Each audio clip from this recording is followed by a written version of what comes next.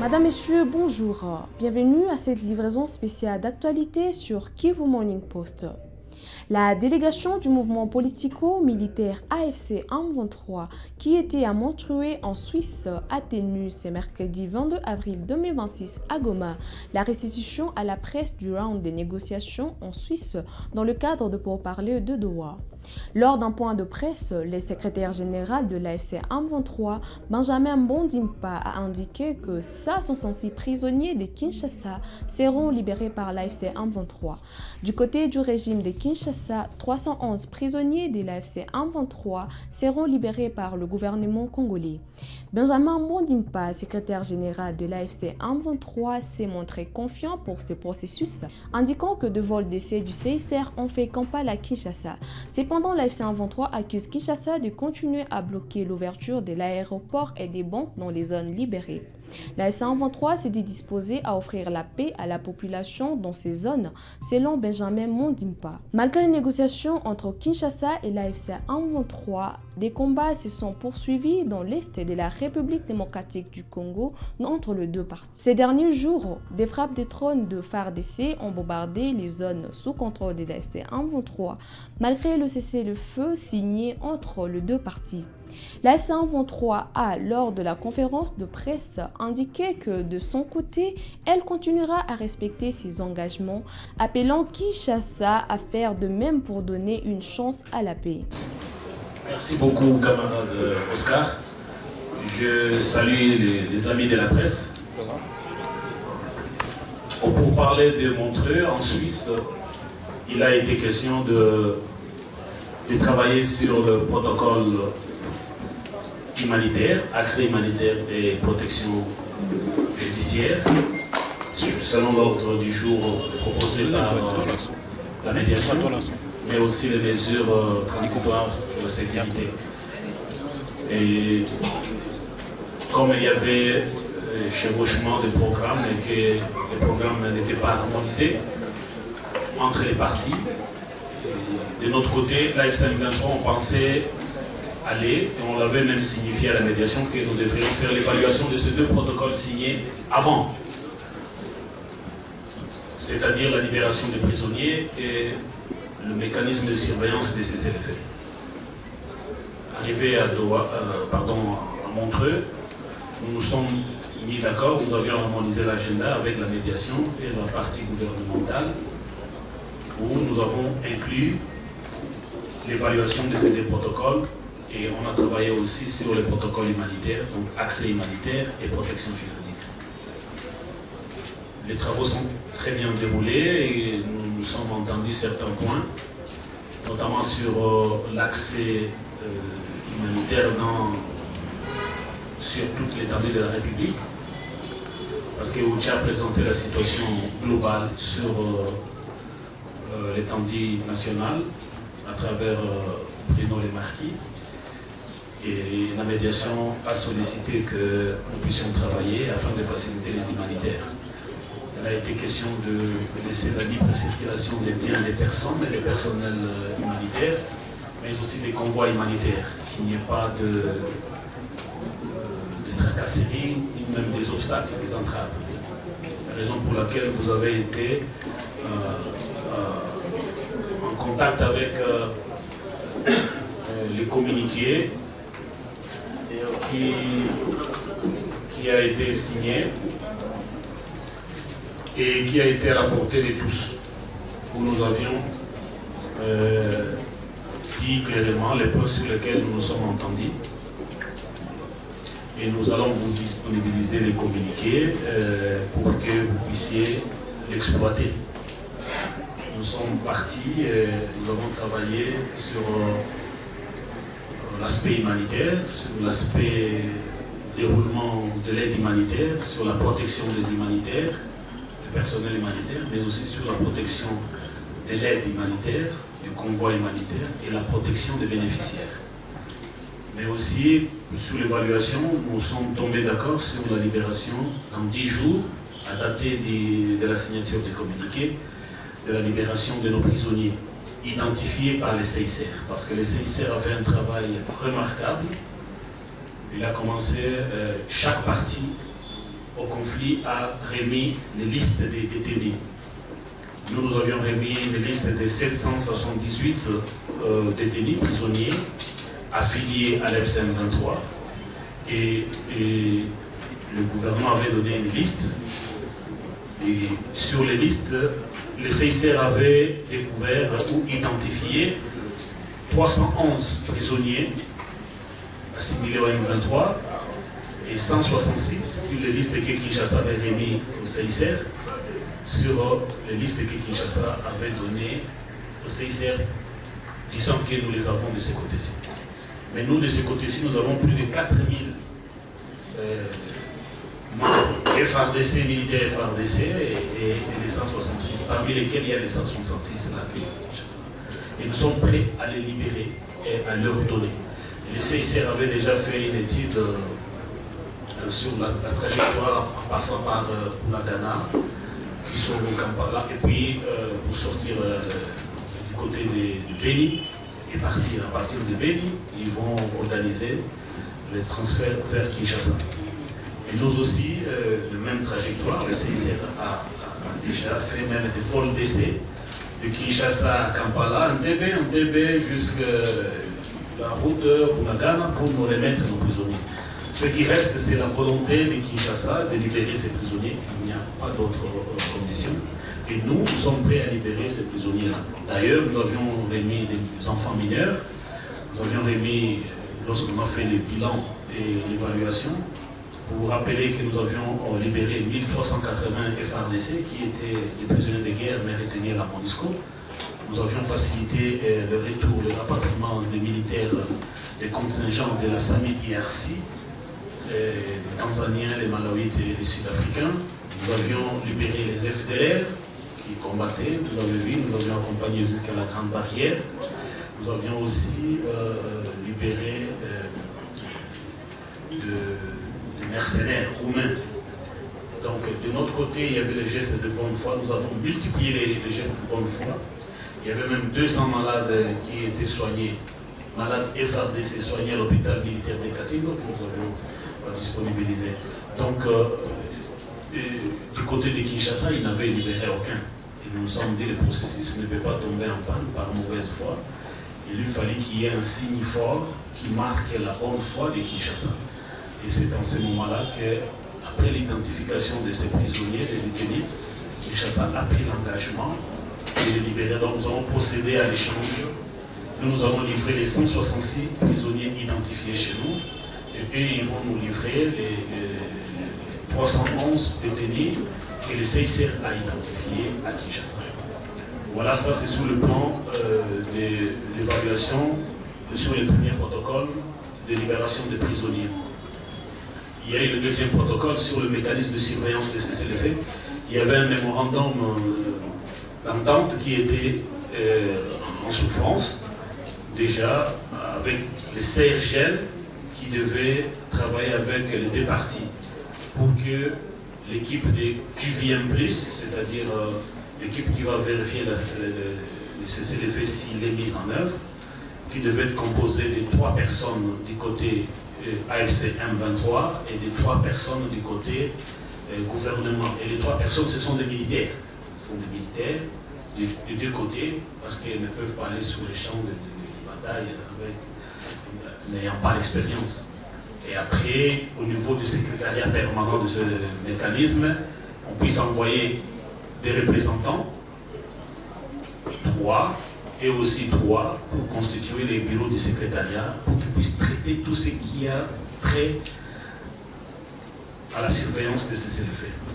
Et séance tenante, après 2 jours de tractation, on est arrivé à signer les MOU. Donc, ce mémorandum d'entente a été signé. Donc, désormais, à la prochaine réunion, nos experts militaires et les experts du gouvernement vont travailler ensemble avec les experts de la JVM, donc le pays de la CRGL, et avec la logistique de la MONUSCO pour vérifier maintenant les différentes violations que tout le monde décrit.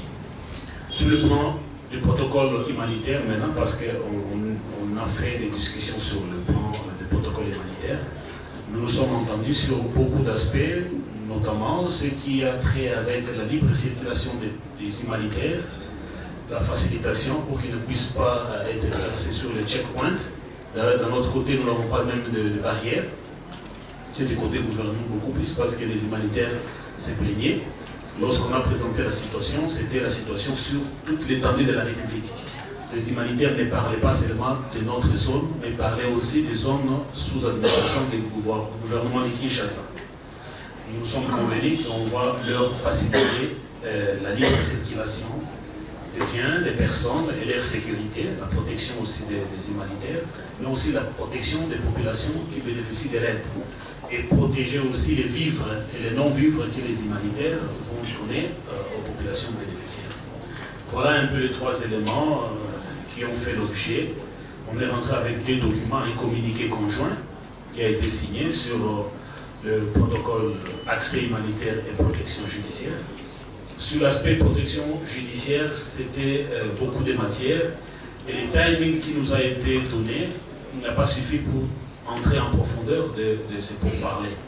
Parce que là-dedans, il serait question de lever des sanctions, d'annuler les condamnations à mort, mais aussi d'indemniser les personnes qui ont été expropriées par les gouvernements, par les partis, de leurs biens, le bétail rasier, les dommages collatéraux, donc les personnes arrêtées indûment, arbitrairement, ils ont fait plus d'années dans les prisons et ils rentrent déjà démunis de tous les moyens, ils ne peuvent pas rentrer dans ces protocoles.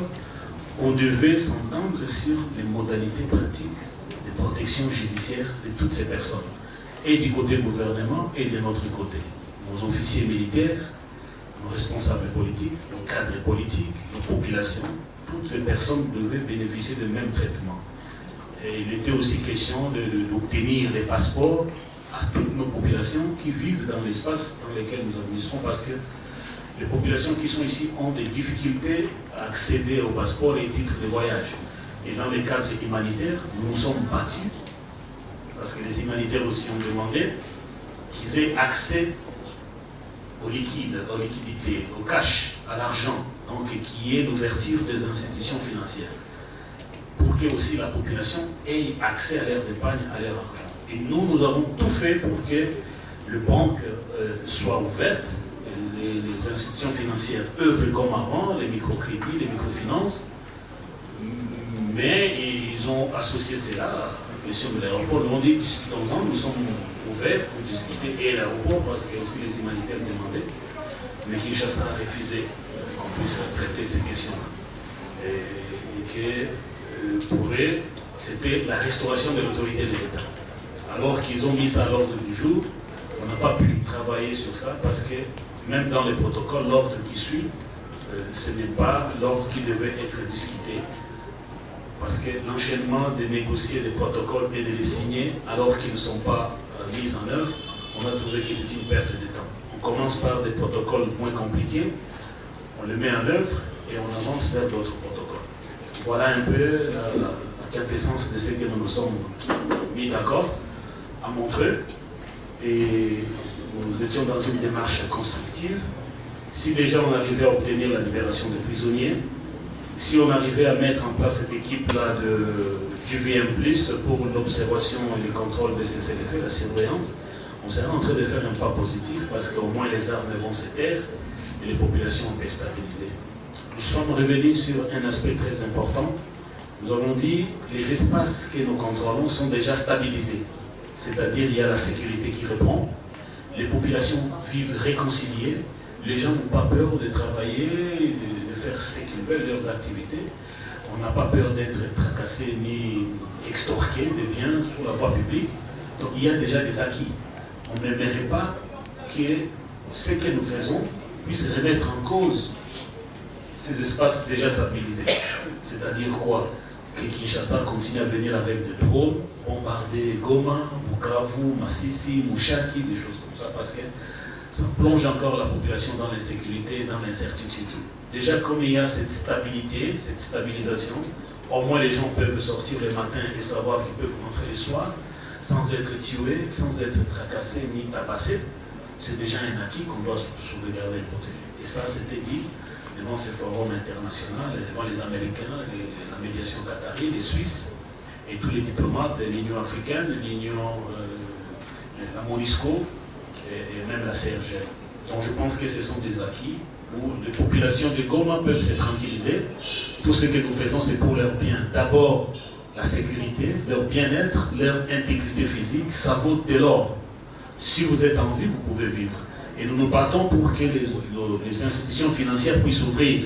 Et nous nous battons pour que l'aéroport puisse ouvrir. Et c'est Kinshasa qui avait fermé l'aéroport, ce n'est pas l'AFC M23. Pour l'ouverture de l'aéroport de Goma, tout est entre les mains de Kinshasa. C'est Kinshasa qui avait fermé l'aéroport de Goma. Il avait fermé l'espace aérien. Avez-vous entendu qu'il a ouvert l'espace aérien? Et il y a trois dimensions dans cette histoire-là. Il y a la dimension technique. Tout a été pillé. Avant que les FARDC quittent Goma, ils ont dévalisé l'aéroport, ils ont tout pillé, tout saccagé. Donc l'aéroport est une simple piste et même tué par des bombes. L'aéroport a été miné. Donc il faut passer aussi au déminage. Ça c'est sur le plan technique, aspect technique. Le tour de contrôle ne fonctionne plus. Donc rien ne fonctionne. Alors, pourquoi demander à l'AFC de faire quelque chose dont il n'est pas responsable et dont il n'est pas opposé? Les premières personnes à avoir demandé l'ouverture de l'aéroport de Goma, c'est l'AFC M23.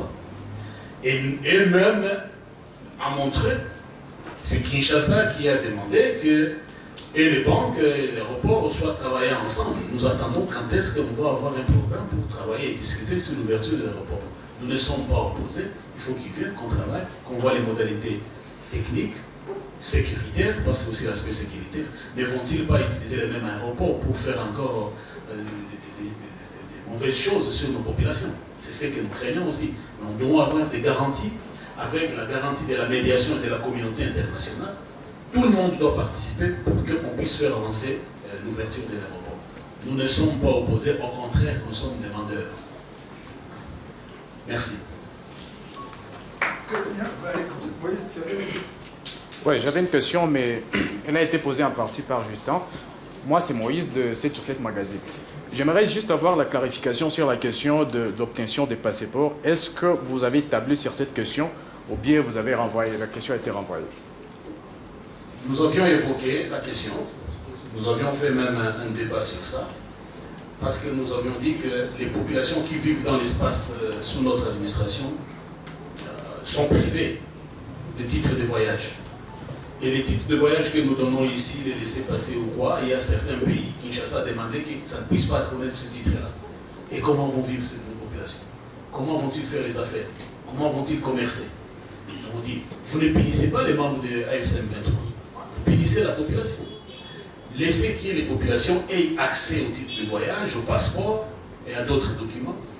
Mais pas seulement ça aussi, accepter que aussi nos populations, nos hommes d'affaires, les commerçants qui vivent dans nos espaces, aillent à Beni, à Butembo, facilement à Kindu, à Kinshasa, s'ils veulent, sans être accusés d'être collaborateurs de l'AFC M23. Donc, cette suspicion-là, cette façon d'enclaver les populations qui sont dans l'espace que nous contrôlons, que nous administrons, c'est punir la population. Et on l'a mis dans le volet humanitaire.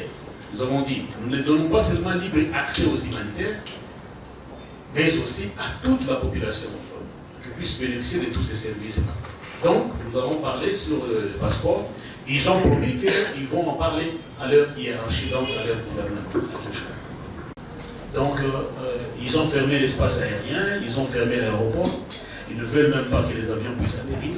Et nous avions dit, ouvrez les aéroports, ouvrez les institutions financières pour que la population puisse bénéficier de leurs services. Mais aussi faciliter la mobilité, non seulement des humanitaires, mais aussi nous avions demandé que les populations quittent les espaces que nous administrons, puissent aller là où il y a les gouvernements, sans qu'on les arrête, sans qu'on les taxe des infiltrés ou des collabos des F-23. Donc la libre circulation des biens et des personnes, des bénéficiaires de l'aide humanitaire et des personnels humanitaires. Voilà un peu grosso modo ce qu'on s'est entendu et obtenu. Alors, ça reste à mettre en application. Si aujourd'hui les gens peuvent aller chercher à manger ou bien faire le marché dans l'espace que Kinshasa contrôle, qu'on ne puisse pas leur fermer le passage. Parce que de Sangé à Uvira, il y a au moins 20 barrières. Et ça, nous avions dénoncé. De notre côté, il n'y a pas de barrières, mais du côté que le gouvernement administre, il y a 20 barrières. Nous acceptons les populations qui viennent d'Uvira vers Bukavu. On n'a pas de problème, on ne les soupçonne même pas. Parce que nous savons que ce sont nos frères, nos compatriotes. Mais Kinshasa, il suffit que l'un des journalistes aille de l'autre côté, on vous arrête, on dit que vous êtes un collaborateur ou bien infiltré. Donc nous avons voulu qu'il y ait cette confiance-là entre nous, entre nos populations, et que les populations sentent qu'il y a au moins une avancée sur le plan protocole humanitaire, et sur le plan cessez-le-feu, et sur le plan libération des prisonniers. Donc tout ce que nous faisons, c'est pour le bien de la population. Nous demandons que nos populations vivent en paix, que nos compatriotes puissent quitter les territoires libérés vers les territoires sous contrôle de l'administration de Kinshasa, et vice-versa. Et qu'il y ait mouvement de personnes, de biens, de marchandises, et que tout se passe normalement parce que nous sommes en train de cheminer vers la paix. Voilà un peu ce que nous sommes entendus. Nous pensons que si l'équipe de EGVM Plus est mise en place, dans l'équipe de la CRGL pour le contrôle de ces effets, peut-être qu'il y aura moins de violations de ces effets. Et là, ça sera nos experts et les experts du gouvernement, en nombre égal, c'est-à-dire 3 de notre côté et 3 du côté du gouvernement, pour aller chaque fois vérifier les cessez-le-feu là où il y a les allégations de violation. Je vous remercie. C'est tout pour ces Breaking News sur Kivu Morning Post. Merci de votre confiance renouvelée. À très bientôt pour une nouvelle page d'actualité.